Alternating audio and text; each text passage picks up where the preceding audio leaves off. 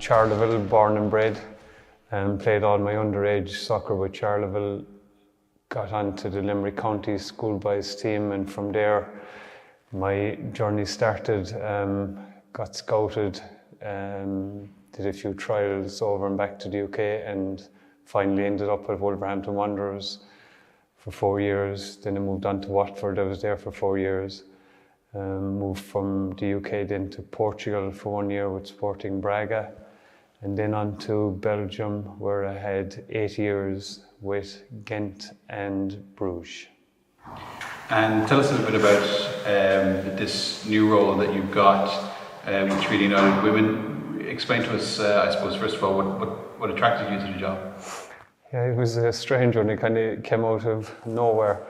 I got a phone call from Tommy Barrett, who was the men's soccer team manager, and he just asked me if I would be interested in speaking to Ciara and Mary, that they had big plans for the future for the ladies' game, and it kind of all happened from there. I had some conversations, some meetings, and I was impressed with what they were going to try and do with Treaty. So here I am. And explain to us a little bit about that plan. I suppose what does the first season look like for you? I suppose as either a success or what you'd like to get made. Treaty United Ladies is only in its second year, so I finished its second year. So we're kind of starting from ground level. What we're going to try and do is instill a culture, a professionalism into the club and build it from there upwards. They have great visions for recruiting players, for me as a coach to be able to get a lot of time with the players 4 to 5 times a week, which is very enticing. It gives me the best opportunity to influence players, to bring across my ideas and pass on my experiences.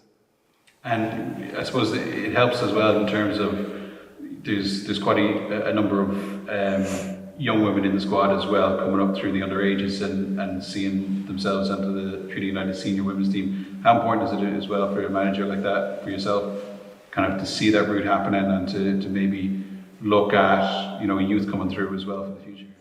Definitely.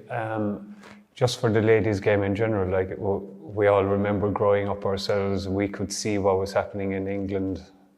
I was a Liverpool fan, so I could try and emulate the likes of John Barnes and Robbie Fowler and all the rest, Kenny Dalglish. And young girls growing up now, especially in the last 4 or 5 years, they have something to look at. We can see more often now the matches in the Ladies' League in England, and I think girls have something to aim for now.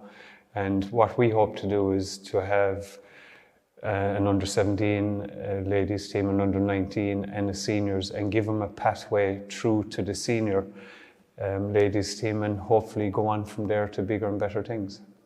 You spoke a little bit about culture at a football club. What does I suppose culture under a team with your management look like? What do you hope that the culture is or becomes? I'm a big believer in discipline.